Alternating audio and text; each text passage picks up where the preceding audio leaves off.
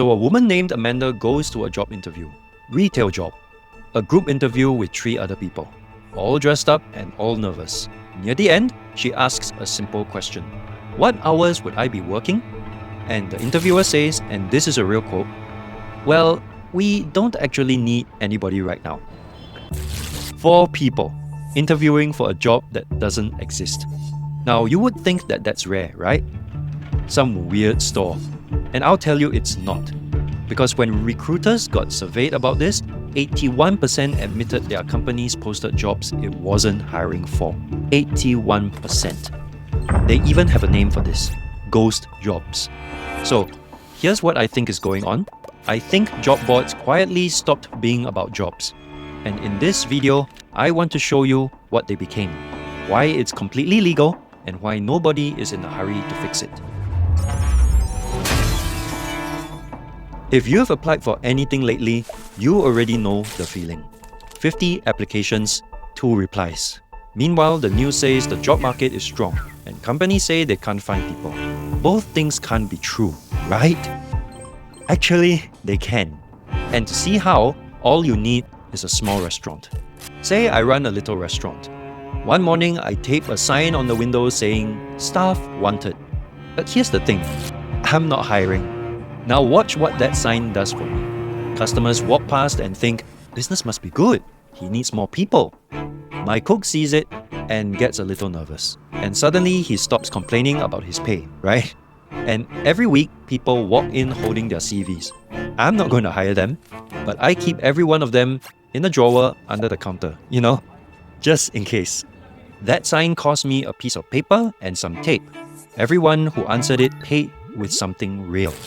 They printed a CV, ironed a shirt, crossed the city, and hoped that they will get the job. And notice, standing behind my counter, none of this feels evil. It feels free. Okay, now make my restaurant a big company and make my window a job board. That's it. Nothing else changes. The customer walking past, that's the investors. A company that's hiring looks like a company that's growing. The cook, that's every employee. And the people walking in with CVs, that's you. Your resume goes in the drawer, just in case. But hold on, that's just a theory, right? I can't prove what's in the recruiter's head. Well, I don't have to.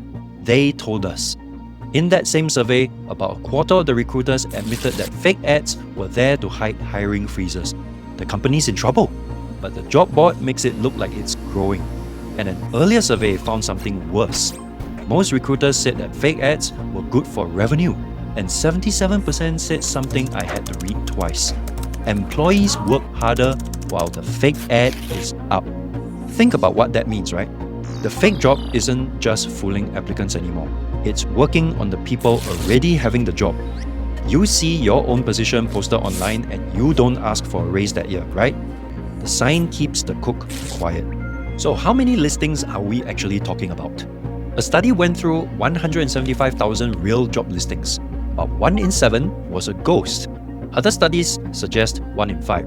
And when government researchers looked into it, they found nobody official is even counting. So let's take the friendlier number, okay? 1 in 7. That means that out of every 7 doors you knocked on, 1 was a fake. And so who pays for all this?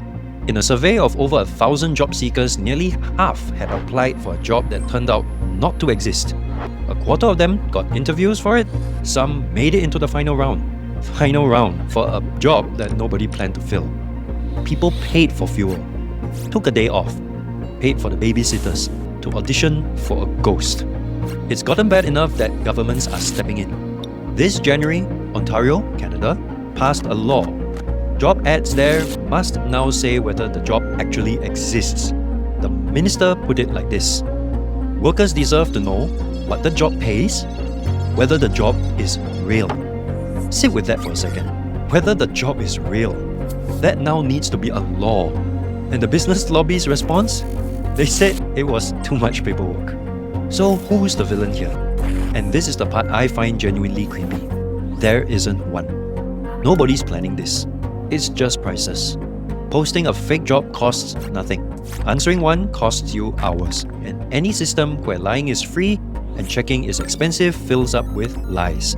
That's why your inbox is full of spam. The companies get free advertising, the job boards get paid for every listing, so why would they clean it up? And you can't quit playing, because the one real job might just be behind the next door. So no, you didn't fail all those interviews. Some of them were never tests you could pass anyway. The job board didn't stop working. It's working great, just not for you. And it stays that way for exactly as long as fake jobs cost them paper and tape, and wasting your time costs them nothing. Almost 100 years ago, Upton Sinclair explained why nobody up the chain will fix this in one sentence. It's difficult to get a man to understand something when his salary depends upon his not understanding it. Nobody fixes a system that's paying them.